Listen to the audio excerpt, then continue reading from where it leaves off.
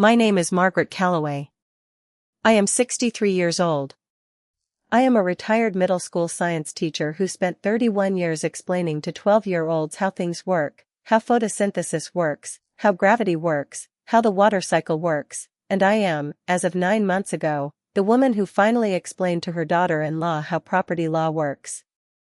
In Texas, where I own the house. Let me start from the beginning, because the beginning is where everything that happened later was already written, if you knew how to read it. I grew up in San Antonio. My father was a plumber. My mother worked the front desk at a pediatric clinic for 22 years. We were not wealthy. We were the kind of family that understood, in the specific practical way of people who have watched what happens when money runs out, that a paid-off house is the closest thing to freedom a working person can own.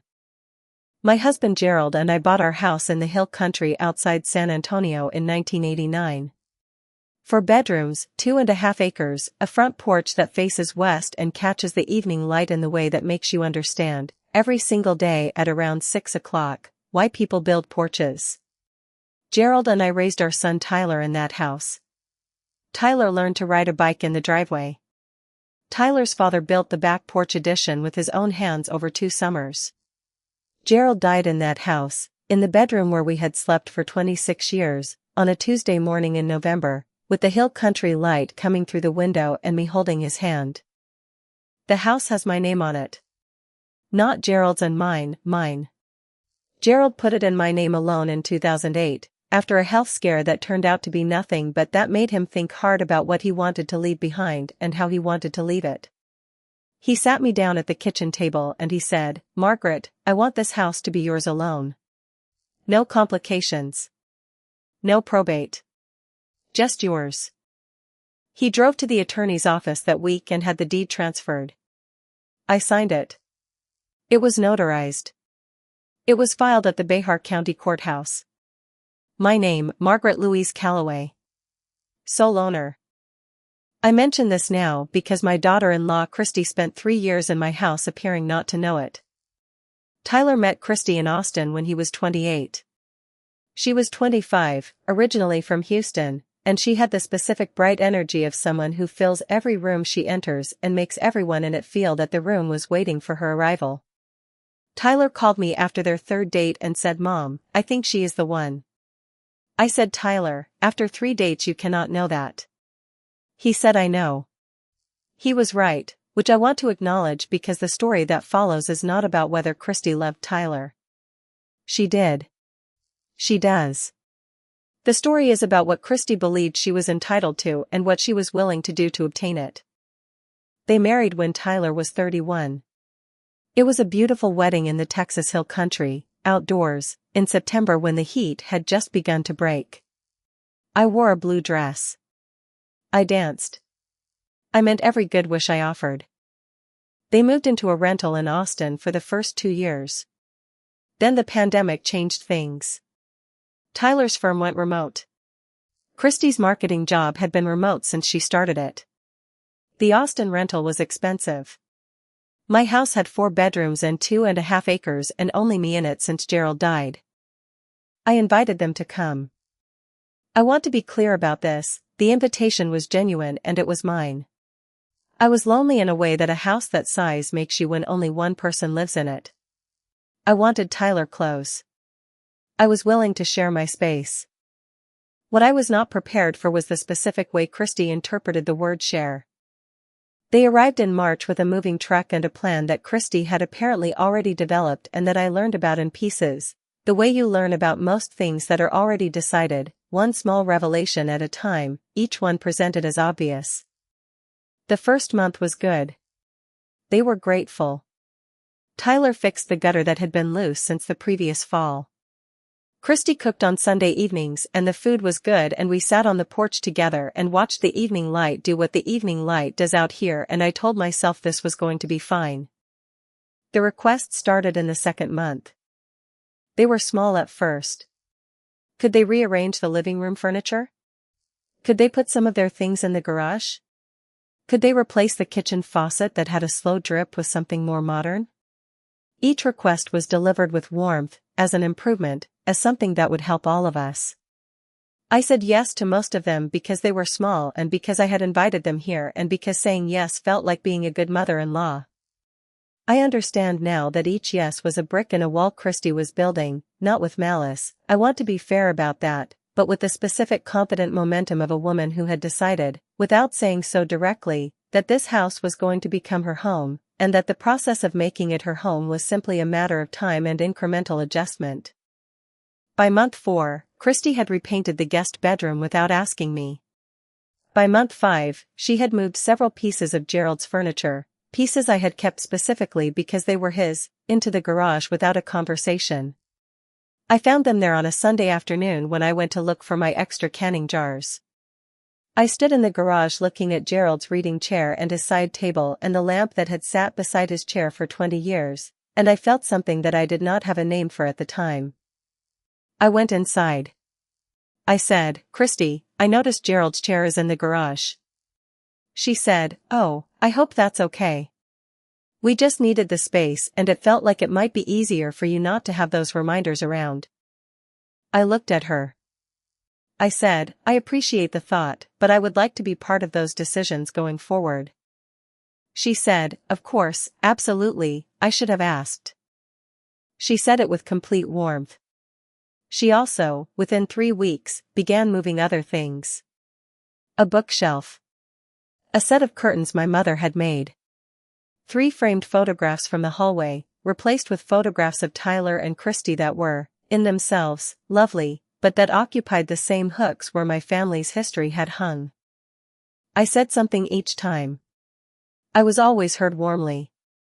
Nothing changed. In month 7, Christy's parents came to visit from Houston for a long weekend. Her mother Diane was a pleasant woman with strong opinions about interior design. Her father Bob was quiet and seemed faintly embarrassed by his wife and daughter's joint energy, which I recognized as the expression of a man who has spent many years in the presence of women who know what they want and are not shy about wanting it. Diane walked through my house the way a buyer walks through an open house, noting things, tilting her head, making small sounds of assessment.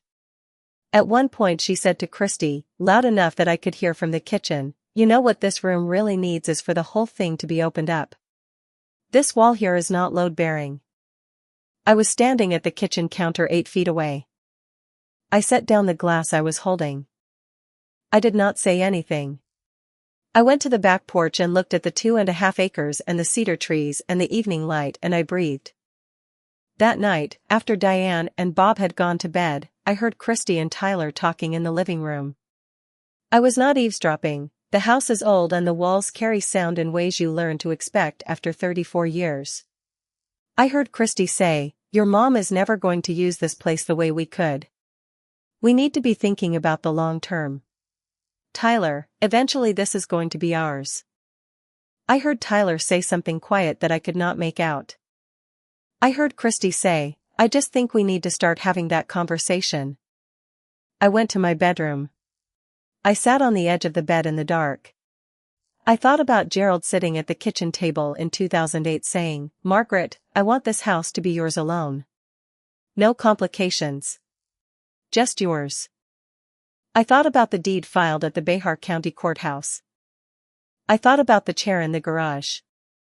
And I thought about something my father said to me once, when I was young and had been treated unfairly in some way I can no longer recall. He said, "Margaret, you do not have to announce your position. You just have to be clear about it to yourself. The moment you are clear, the right moment to speak will find you." I was very clear. I just needed to wait for the moment. Over the following 2 months I did 2 things that I did not tell Christy or Tyler about. The first thing I did was call my attorney, a woman named Susan Reeves who had been handling my legal matters since Gerald and I bought the house and who had helped me with Gerald's estate. I made an appointment. I brought the deed. I sat in her office and told her what had been happening and what I had heard. Susan listened. She said, "Margaret, I want to be clear with you about something. You own this house. Entirely.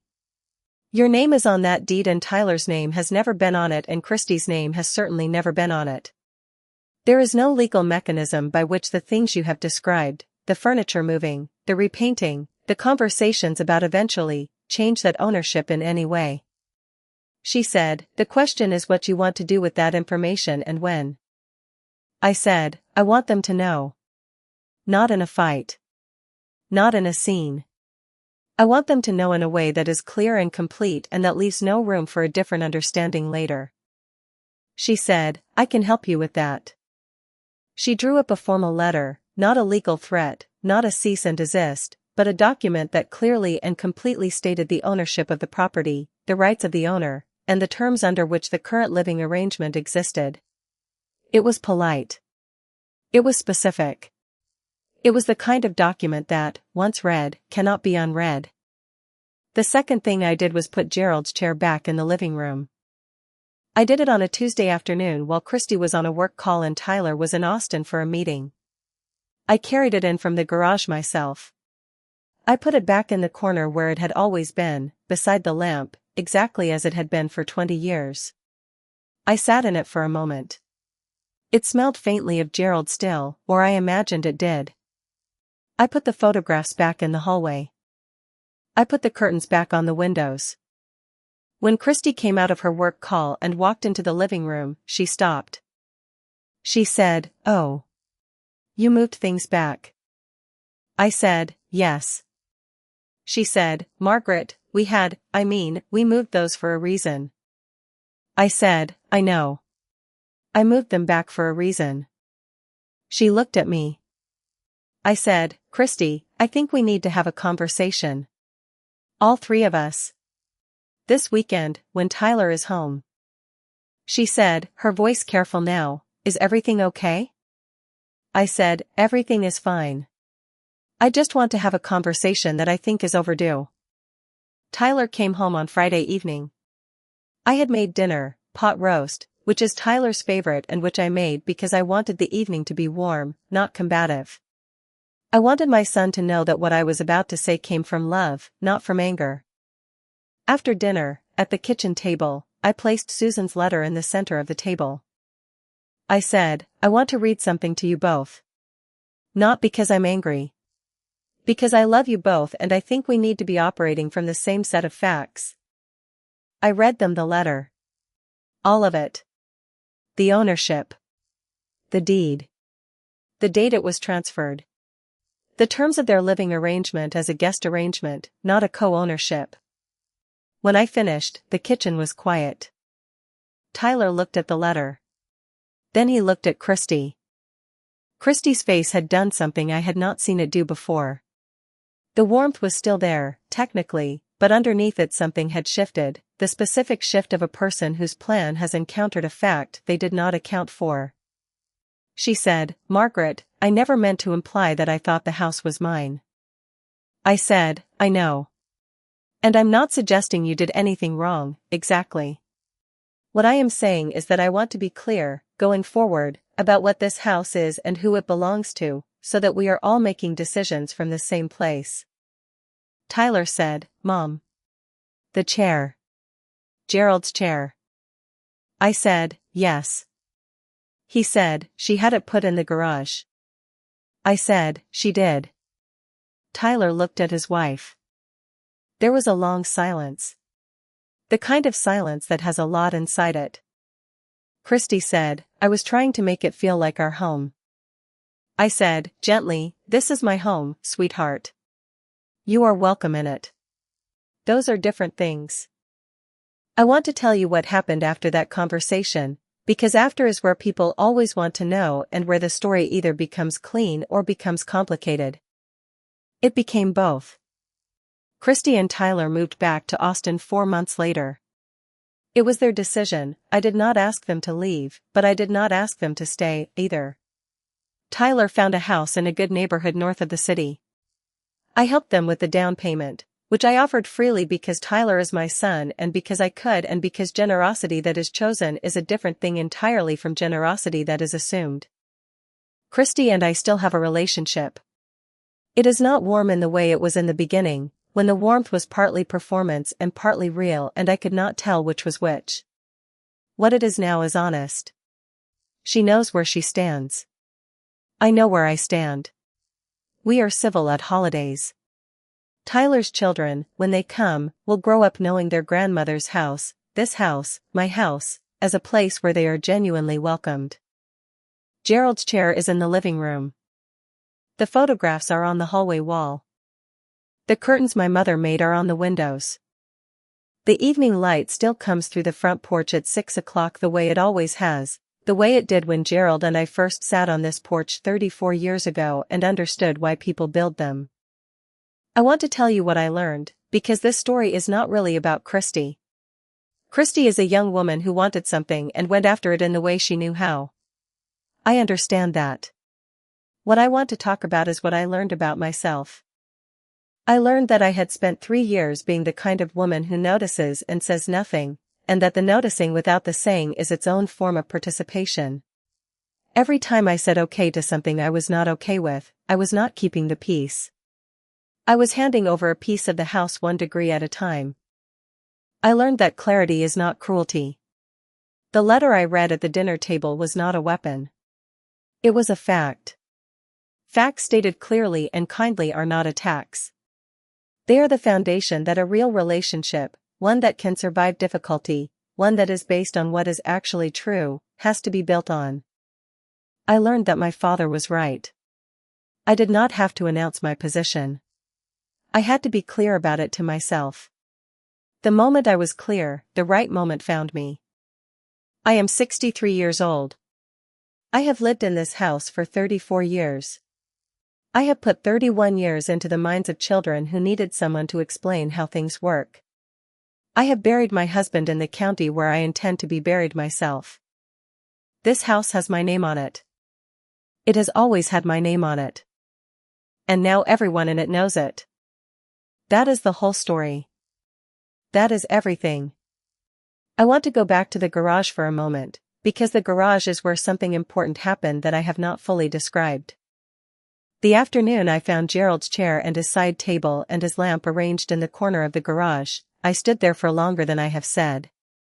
I stood there for probably 20 minutes.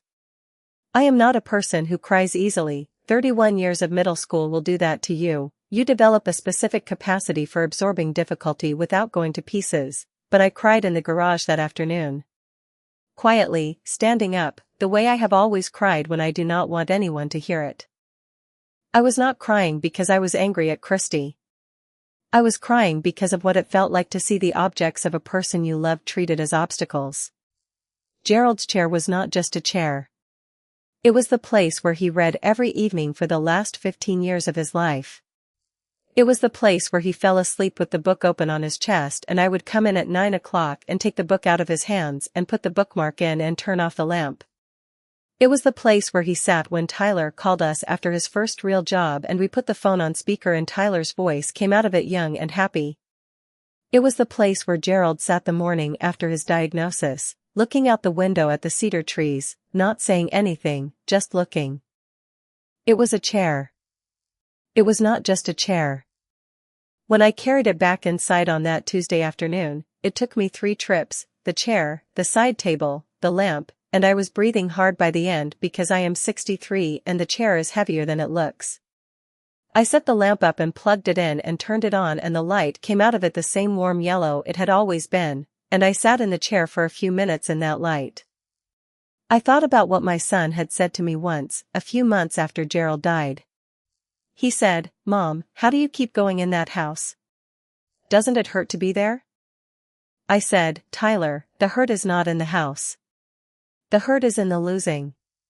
The house is just the place where I can still feel him. Why would I leave that?" He had not fully understood what I meant then. I think he understands it now.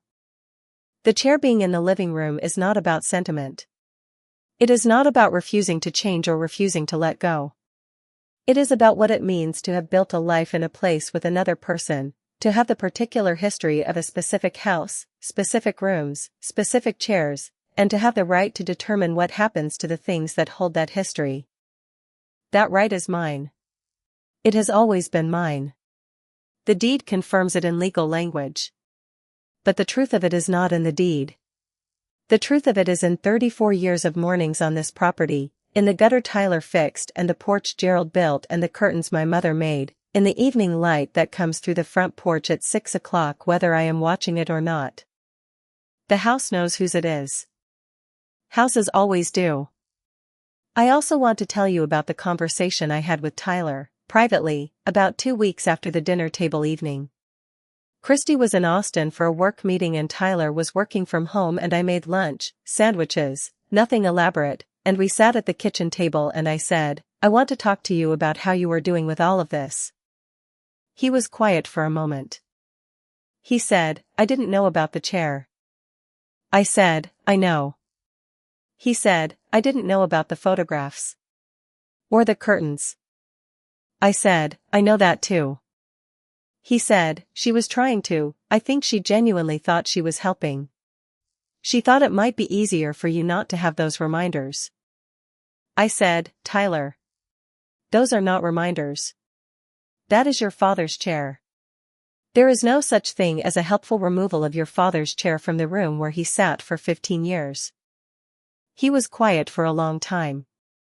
He said, "I should have been paying more attention." I said, "Yes." He said, "I'm sorry, Mom." I said, "I know." We ate our sandwiches.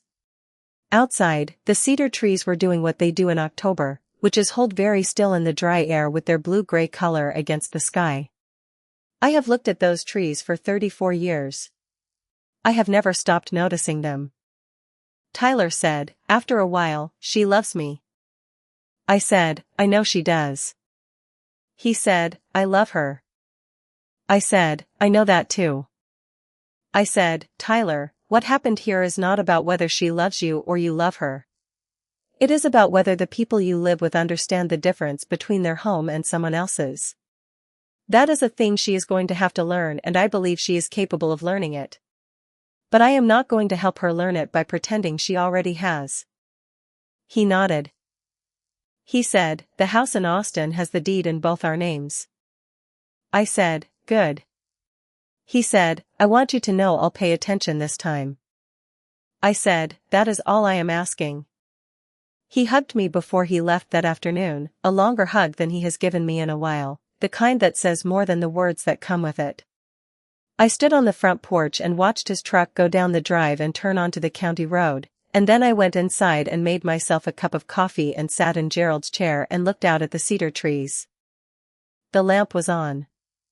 The photographs were on the wall. The curtains my mother made were on the windows. It was my house. It had always been my house.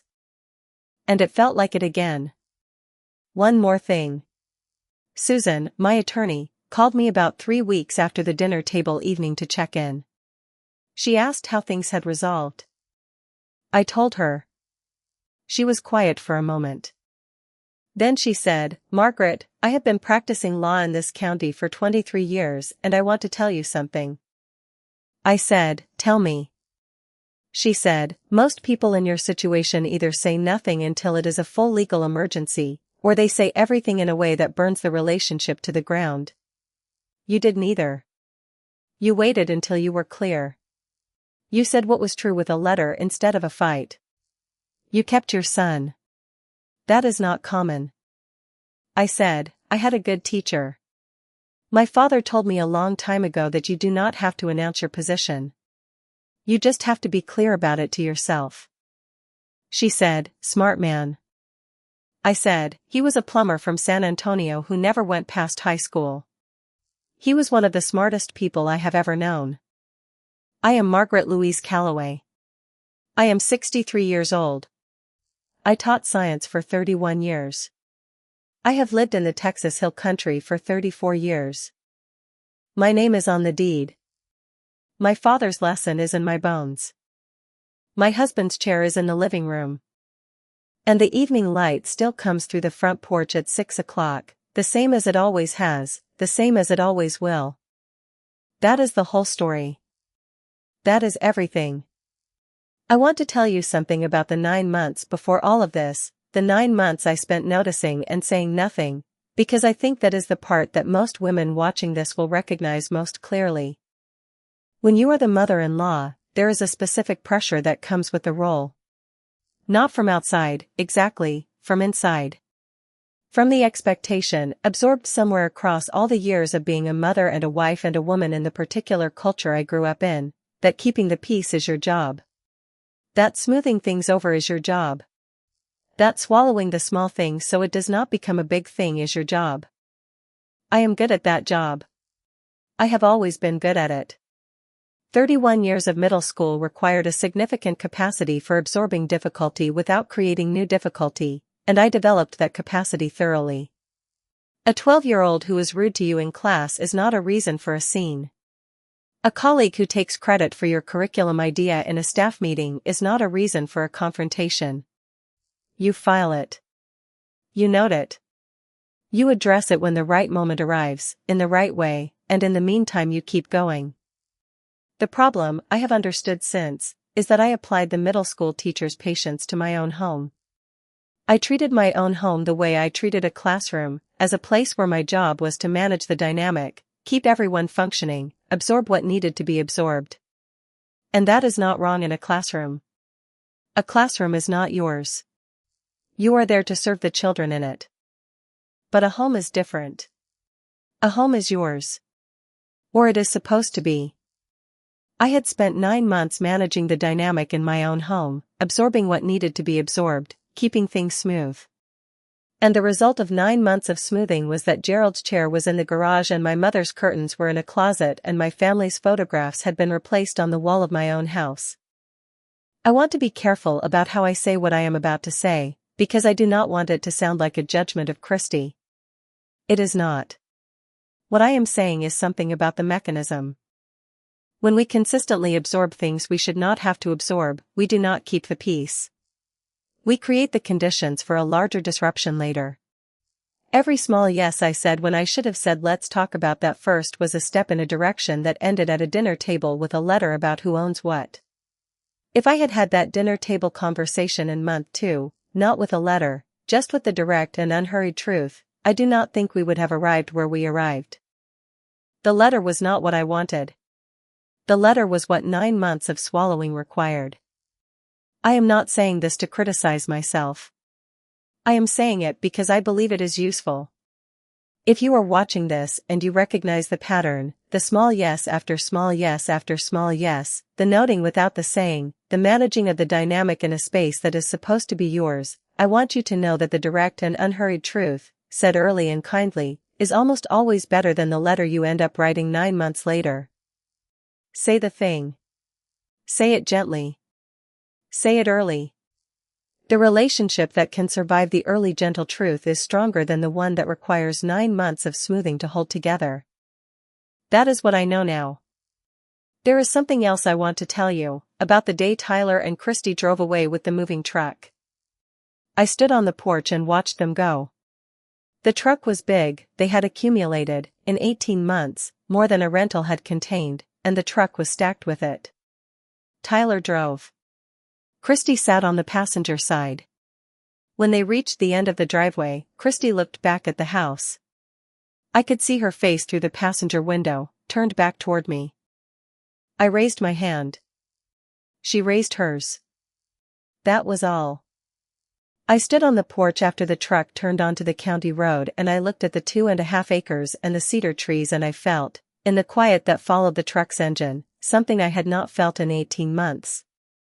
The specific quiet of a house that is yours alone. Not lonely. Not empty. Specific. The way a place feels when everything in it is in the right position and everything belongs where it is and nobody is about to move it without asking. I went inside. I made coffee. I sat in Gerald's chair. The lamp was on. The photographs were on the wall. The curtains my mother made were on the windows. Outside, the cedar trees held still in the October air. The evening light was coming. I had been waiting for it.